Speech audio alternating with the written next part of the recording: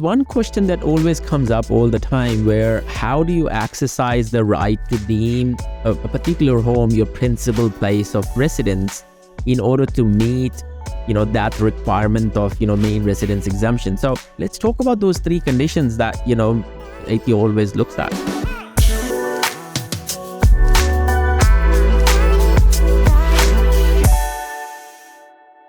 Hello and welcome to another episode of Helpmebuy Property Podcast. Today we are going to talk about main residence and capital gains tax. Now, given the state of the Australian property market, it's not uncommon where a residential property owner seeks to demolish and subdivide the block of land. So we'll talk and go into a lot more detail. Let me introduce my co-host to you today, Mr. Sohail, the Chief Operating Officer for Investor Partner Group. Hello, Sohail. How are you today? Good, thank you. How are you, Moz? I am awesome. Thank you very much. How has your day been? It's been a very long and a tiring day. It has been, definitely. It is that time of the year. Lots of deadlines to complete. Tax return lodgement deadlines are coming soon. So, yeah, it's busy, but yeah, always happy to help.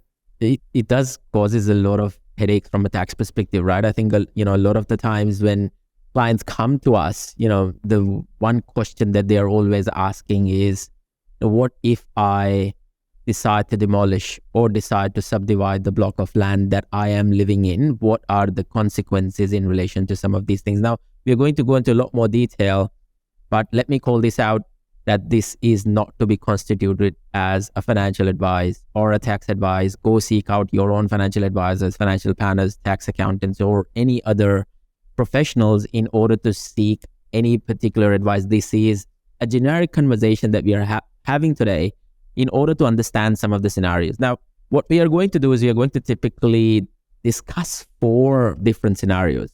And we have the tax expert here who is going to, help us navigate through some of these scenarios. So this 4 choices of the scenarios from a person's perspective, or a person who is living in an owner-occupier or main residence perspective, is they would demolish their main residence, subdivide the land and build 2 houses and sell one and live in the other. That's scenario 1. Scenario 2 would be, they subdivide the land, build a house on the rear of the property, keeping the front house intact, typically called the Battle X project or Battle X property. But in this scenario, they are basically going to live in the first one and sell the back land or the back unit. And so that is scenario 2 and 3, when we are going to understand the slight implications or complications in, what does that mean if it's just a land or if it's just a unit. And the 4th scenario is where you are basically talking about subdividing the block of land, keeping the house intact, building a brand new house at the back, moving to the house at the back and selling the house at the front. Yeah. And so let's kick off with the first thing in place. Okay. Are there any CGT implications in subdividing the property? What do you think that people would be caught out, when they are subdividing their own principal place of residence? In your own sort of experience, do you see a lot of people being caught out, by GST and CGT implications? Yeah, so as you understand, main residence, which is people living in that house with your family, and that's your main residence. Lots of people who bought the properties in previous years, they bought bigger block of lands, and now they're realizing that they don't need that bigger land, and they want to do something about that. They don't want to move out of the property, but they don't need that bigger kind of land as well at the same time. So they get an idea, or lots of people advising them, especially my clients, where they come to us and they ask that question: if I subdivide my principal place of residence, which is a larger block, a smaller dwelling, what are the tax implications, the capital gains tax implication especially? The first scenario, as you mentioned, when the taxpayer is living in a principal place of residence, they want to demolish the property, is not in a great condition as such. So, but they want to demolish and construct a new building on the same land, but not a bigger block, a smaller block. So what they do, they subdivide the land into 2 lands or 2 subdivided blocks. the subdivision itself does not attract any CGT. Is as long as the owner is the same beneficial owner with the both block of lands, say they can subdivide the land and after demolishing, they subdivide the land. Now it is two subdivided block of one. Of they can construct on both of the lands separately. They can move into one of the property and then sell another property after constructing. They can utilize the main resident exemption for one of the units only. The cost of the land will be divided between both of the blocks, both lands, according to the certain criteria, 50-50 size of the land, or this is the main criteria where you can allocate the cost to each block of land. Once you construct the property or build the property there, you move into one property and sell the other one. The main resident exemption apply on the property where you move in. The other non-residence unit, non-main residence unit, you sell it, you have to pay capital gains tax on that. Sure. But it is little tricky at the same time. There's a ruling with regards to GST. If you develop a new property or construct a new building and sell it without moving into that property, GST might be payable. It depends on certain things. Mere realization of capital gains does not attract GST, and you can get the capital gains discount as well. But if it is a profit-making scheme, there are certain criteria that you look at. If it is a profit-making scheme, the intention was always that you want to make profit out of that unit. Definitely. Then GST might be come into effect and capital discount won't be available. But yeah, in usual circumstances, you can sell that property with 50% capital discount if the property was owned for more than 12 months. Sure. And then you don't have to pay GST either. And it's a very common scenario, right? I think, you think about this, people buy big blocks of land, they'll do a duplex, build two houses side by side. Yeah. It's a very common scenario, and, majority of the times it is with profit intention. You are there, to make the profit, right? And so that's the whole reason. And of course, ATO knows about it, you know about it. It's hard to, go down the route of, mere realization rather than the profit motive. And so that's what ATO would come in and argue majority of the scenarios and circumstances as to, okay, this is an enterprise. If you try doing it again and again and again, you see a lot of people, who fly under the radar once or twice, and then all of a sudden, they start getting, slapped with GST because, there's a trend that comes through in some of these instances. So it's important to understand that, you will be caught out in a lot of these scenarios where you're doing two, duplex blocks. I think there is this one confusion there when I speak to a lot of clients and when I speak to a lot of people. They naturally think that, if I'm not registered for GST, I don't have to pay GST, right? So, talk to us a bit about that. What is that? How does that work? That's right. Look, you don't have to register for GST when you're doing these kind of duplex constructions and things like that. Because initially intention is not really the business. You're not running a business. GST is usually associated with when you're running a business. From ATO's perspective, if you are doing one-off as well, you are still running a business enterprise, and then GST would be applicable because there's a ruling which says that if you are selling a new dwelling, a newly constructed dwelling, nobody lived in that property before, GST would be applicable.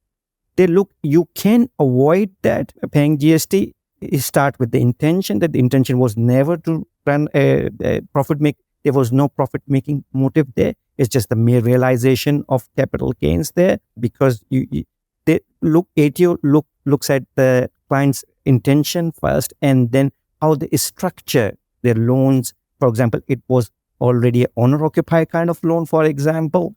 They look at how many times you have done this before, how long have you been living in that property or in before a subdivision. So they look at certain criteria. If it is deemed business enterprise, they will ask you to backdate the GST registration and then pay the GST on the sale of the newly constructed property. So, I mean, again, it is on case by case basis. It is not generally applicable. But so we need to watch out for the GST.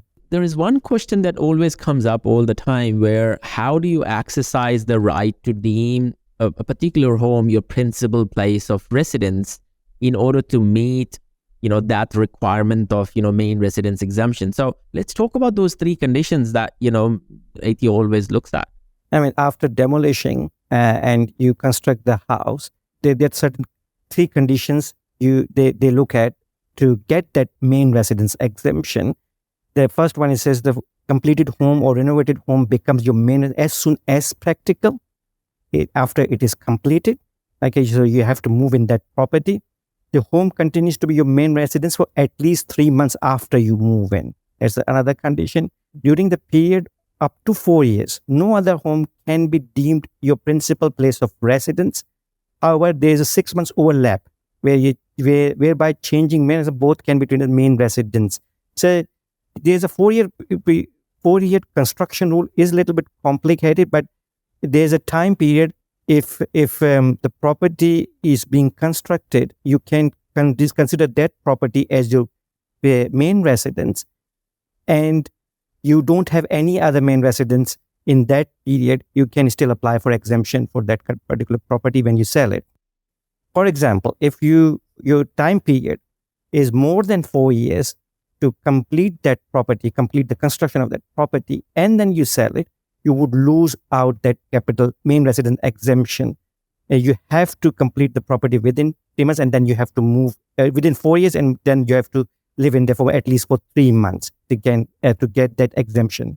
So if I try to help our viewers and listeners to understand this a bit more, let's assume you acquire the property today in 2023 and the house is not being able to live in. It's not ideal. So you have 4 years to basically do something to the house, be it renovate, demolish, subdivide, whatever. Yeah. And those 4 years, you can still claim your principal place of residence to that house and do whatever you want. And you have to move in within that 4-year period, basically. Correct. And if you don't move within that 4-year period for a minimum of 3 months, then you cannot sell that house while claiming capital gains as exemption. You have to actually move in properly and do everything, for 12 months, etc., to claim the proper exemption. You cannot just flip it. A lot of renovators basically do that flipping. And so there is a bit of a caught out rule of, the construction 4-year rule that you're referring to here. That's right. That's exactly correct. Yes. Awesome. Perfect. Let's talk about the scenario 2. So scenario 2, we are talking about, the same person, call it, Mark. Mark acquires a piece of land, calls it his principal place of residence, lives there, and then decides to subdivide it at a given point in time, builds a unit at the back and sells the unit at the back while still living in the front house. Okay, and so we are talking about typical Battle X. They have subdivided the block, built something at the back, and then sold that back unit. What are the capital gains implications in this particular circumstance? It is similar to the scenario number 1. You're not demolishing the property there. You are leaving the existing property intact there, original property, just subdividing and constructing a new dwelling at the back. It is a similar rule. Yeah, if you sell that property. In scenario 1, we were demolishing the property and correct. building 2 properties, right? That's in this scenario, we're not demolishing the property. We're keeping the property and we are subdividing and building a brand new unit at the back. Correct. And so you still keep living in the existing property while constructing the back of in your backyard, technically. And then you sell that property. Capital gains exemption does not apply on the back of the back unit. You have to pay the capital gains on that. But again, it's not going to be subject to CGT. It's not going to be subject to GST as such, similar to previous scenario, because it was the same situation, mere realization, not profit-making motive or not. Every other condition you have to meet, and then you sell it. It's just the normal capital gains on that. There's a little bit catch there though. If rather than moving into live in the existing property, if you move in the newer property, newly constructed property, you can sell the front house, and that will get the main residence exemption. and you will start a new main resident exemption for the newly constructed house if you move in that property and sell that one after 12 months. Not many people know about this, and they just sell the newly constructed property because it can get more value out of it, maybe something like that. But in certain circumstances, you can use that strategy to reduce your capital gains impact. Yeah, and it's a typical scenario for a lot of retirees, right? They are sitting on big pieces of land, and they want to realize, they don't want to move into a flashy house. They are trying to think, we don't want to overextend, and so we are going to keep living here. We don't want to spend a lot of money on moving expenses. And they are pretty much caught out on a lot of these things because they build something, do that exercise, spend a lot of time, effort, money on building something at the back. And as soon as they sell it, they are basically exposed to capital gains tax. Instead, if they move into that property and sell the front property, there is a 6 months rule of an overlap rule that basically kicks in that helps them claim main residence on both the properties actually. And you can sell the front property within the main exemption without paying any capital gains tax. That's true. Amazing. So, that's right. Yeah. So, but what happens if they don't have if they sell both of the property, they would have to find another property somewhere else anyway. But so this strategy can be used for certain clients, but not all the clients, because sometimes you just build a property just to sell, not to live in. Because lots of people don't like to live in the properties. It's just merely for the selling. Yeah. So that's one of the strategies people can implement. Definitely. And let's talk about scenario 3. And so this was scenario 4 that we have tried, building in scenario 2 and scenario 4 together so that, people understand a bit more. Let's talk about scenario 3. So scenario 3 is very similar to scenario 2, where you're still subdividing the land, but you're not building. In this circumstance, you're keeping the front house intact, living in it, but you're selling just the land at the back. Are they paying capital gains tax? That's very simple. Yes. If it is a just vacant block of land, you're selling it. After subdividing it, you have to pay capital gains tax. Discount applies if it is owned more than 12 months. And so there's no CGT implication of the vacant block anyway. It is simple. There is no GST implications. No on the GST implication. Sorry, CGT is there. Yeah, but there's no GST implication because the vacant block, there's no GST applicable. Yes. Okay, awesome. And so those are the 4 key scenarios. I think this is great. So let's talk a bit about some of the questions that we've been, hearing in relation to the main residence and how can you maximize the use of the main residence. One of the key questions that I always seem to hear out in the open is, can I have more than one main residence? Can I have one in Sydney, one in Melbourne, one in Adelaide, or can I just have one main residence? What if I'm living 6 months here, 6 months there? No. The rule says, the legislation says you can have only one main resident at one point of time. You cannot have multiple main residences. There's exception, which you mentioned, 6-month rule. That's an overlap rule. You have certain circumstances where you have to delay your moving into another main residence. Then you can get exemption for both property, but 6 months is the limit there. Yeah, so you can have only one principal place of residence at one time, given time. And you have to live there for at least, 3 months in continuous, 12 months prior to the sale. That's the key correct. thing. A lot of people tend to miss out on that.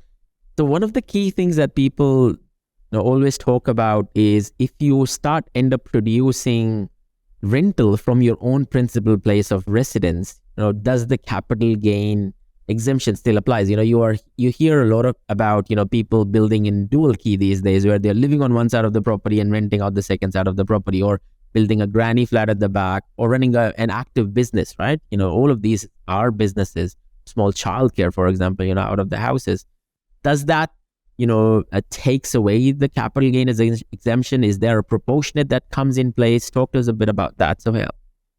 Yes, definitely. So if you're using your principal place of residence for income producing activity, you have to pay it. You are exposing your principal place of residence for capital gains purposes. For example, if you have a granny flat at the back and you're renting out to someone or on commercial terms, whenever you sell that property, you have to calculate capital gains proportionally for that particular period of tenancy. You will get exemption for the remaining of the house, but you have to pay capital gains proportionally on the portion of the granny flat. In COVID times, during pandemic, lots of people use their principal place of residence to do their or run their businesses from their own home. And they used one room, their garage or something like that. So that also exposes them towards the capital gains, because when they're going to sell the property, they will have to pay capital gains on the smaller portion of the house. How much space they have used in the house, garage or third, fourth room. They have to calculate a proportion of capital gains which is applicable to the capital gains tax. Yeah, so they still, majority of the house will get the exemption, but for the proportion they have to pay some, especially if they're claiming the interest expense on the property for home office expense. For home office, for yes. expenses. Yes. If they are not claiming interest expense, is still possible, because there are two kinds of expenses in home office expenses: your running cost and the other costs, rates and interest. If you're claiming those expenses, then you're exposing yourself for the capital gains there. Yes. And look, I mean, there is a lot of products being sold out these days, right? You can, hear people selling, duplexes these days where, you can live on one side. I think dual income is what they're calling it. You can live Splitting on one up, side. yeah.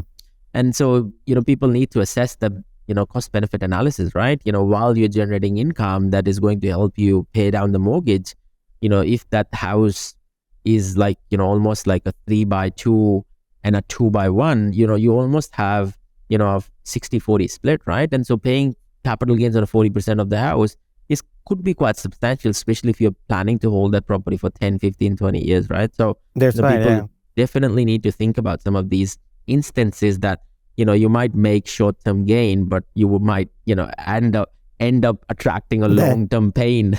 So, yes. What about earning a rental income from the main residence? Talk to us a bit about that. I think a lot of people don't know about this.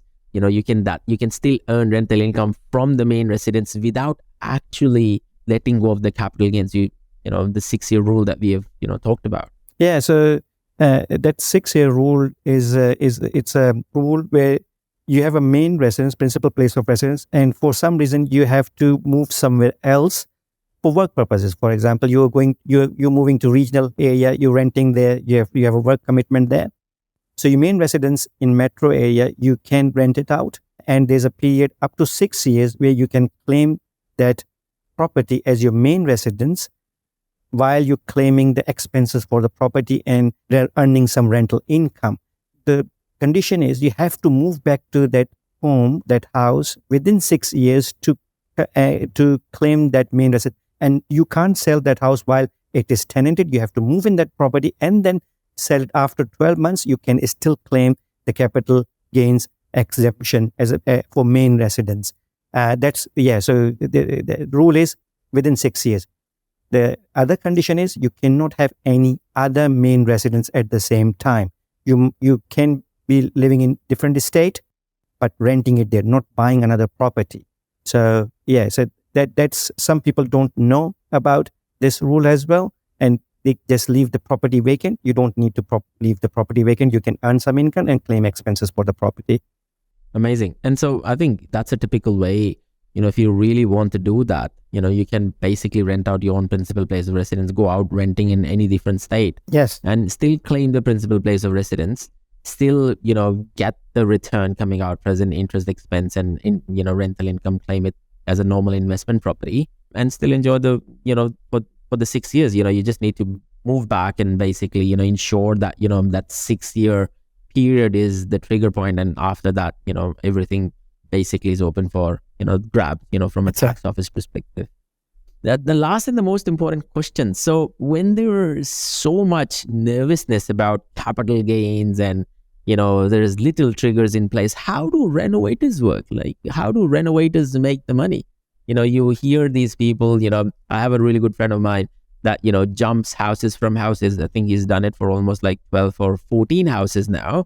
I think 13 or 14 houses now, where he's jumped houses from house. And so how does that work for them? I mean, that's right. Lots of people do that, and they avoid paying capital gains tax just because they keep claiming the main residence exemption every time they sell the property. What they do, they move into the property, they renovate while living at that property, and then selling it out and then move into another property, they are utilizing the 6 months overlap period as well at the same time, because you can move into the another property while the other old main residence you are selling. After renovating it, then they start again with the second property and doing the same thing. They keep jumping from one house to another and keep claiming the main residence exemption. Yeah, it's a bit of hassle. Some people like it. With the family, it is difficult. Lots of people in middle age, they try to experiment with these things. Yeah, it is perfectly legal. There's no one. I mean, no one can stop you doing that. You can renovate, sell. Yeah, you can keep doing it. Perfect. Look, thank you for the time today. I hope that the listeners have got a lot out of understanding how to work through some of these main residence exemptions and the subdivision complexities when it comes to CGT and the GST side of things, and how to navigate through some of these, should I say, trip hazards or landmines when it comes to, subdividing your own principal place of residence. Any parting words, Sohail? Anything that you want to, talk about in relation to, people watch out for X, or, be careful, reach out to your accountant? Any parting words? That's right. I mean, just don't ask, get advice from your Facebook page. It's like, please go to a professional. Yes. Ask questions, discuss your specific scenario with the professional. Get proper advice. Don't follow the advice which people are giving you on Facebook pages. Okay. Yes. So they don't know your scenarios. They don't understand your financial situation. So don't go out. And people say that you can keep getting the exemption. Just don't follow blindly. Yes. Get the proper advice and then follow the advice accordingly with your strategy in place. That's definitely golden words. You just need tax office to catch you once to basically wipe off any profits that you have made under the radar. So ensure that that's great advice. Ensure that you are reaching to your own professional network, professional advisors.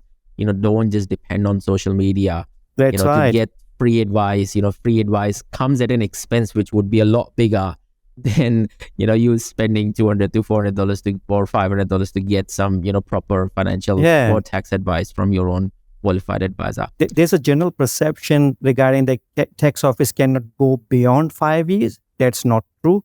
For property related transaction, they can go unlimited period of time. They can go back as far as in 1985. They ask you to pay for the capital gains and GST. Okay? Yes. So there's a limitation of how long you can keep the records for, 5 years or 7 years. There's a rule there. But for property related transaction, you have to keep the records as long as you can. You have the property under your possession. Yes. And so or as long as you live, right? As long as you live, probably that's right.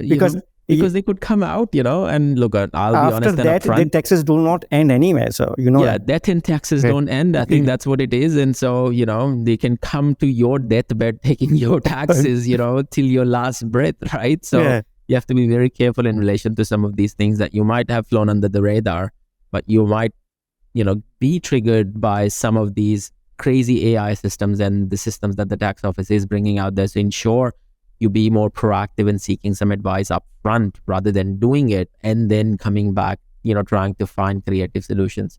Thank you very much, Sohail. Thank you for the listeners and people who are watching us. Please drop it into the comments below if you have any more questions, if there are any tax topics or any specific topics in relation to subdivisions, developments, and taxes, business structures that you want to talk to today. If you want to reach out to Sohail, you can definitely find him on Investor Partner Group or TaxVisors. Reach out to him directly or through the podcast channel. Thank you for listening to us today.